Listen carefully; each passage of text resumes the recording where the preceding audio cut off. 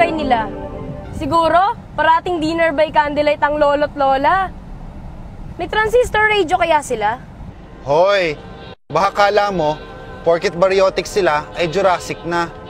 Hindi kaya, modern na kaya doon. Wow kuya, baryo ba to? Parang di tayo malis ng Maynila ah. Puro di kuryente lahat. Iyan kasi ang resulta ng Rural Electrification Program ni Pangulong Gloria Macapagal Arroyo.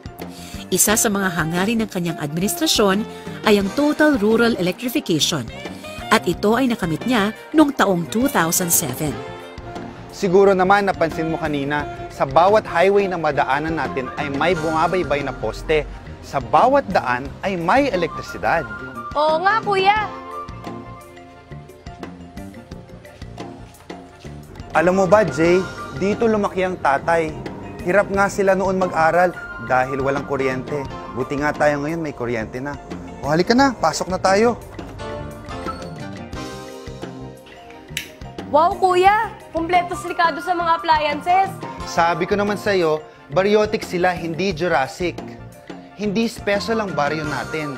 Inaalagaan lang ito ng pamahalaan. Kaya special tayong lahat. Mula 2007, natupad na ang Total Rural Electrification Program. So bawat kalsada ay may linya ng elektrisidad. Kaagapay ang DPWH sa layunin ng pamahalaang mabigyan ng kuryente ang lahat ng liblib na barangay sa ating bayan. Tara, punta tayong norte.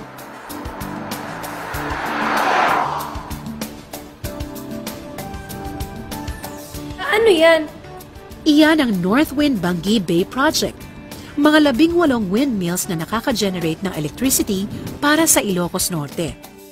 Yan ang kauna-unahang wind-powered electric generator sa buong bansa.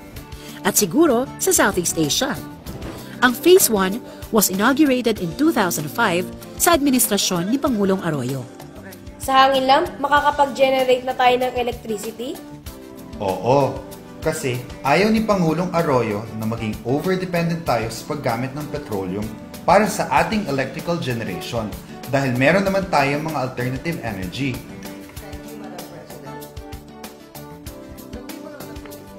Kaya, sa administrasyon ni Pangulong Arroyo, dinidevelop ng Department of Energy ang mga alternative sources of energy. Ito'y para makatipid sa paggamit ng gasolina. Ito na rin ay ang gamitin ang tinatawag na mas malinis na source of fuel. At para hindi makadagdag sa carbon emission at mahinto ang global warming. Na-implement din ang 1 megawatt solar power plant sa Cagayan de Oro para masabi na viable ang mga alternative source of power supply. Kita mo na, Jason, kompletos rikados talaga tayo.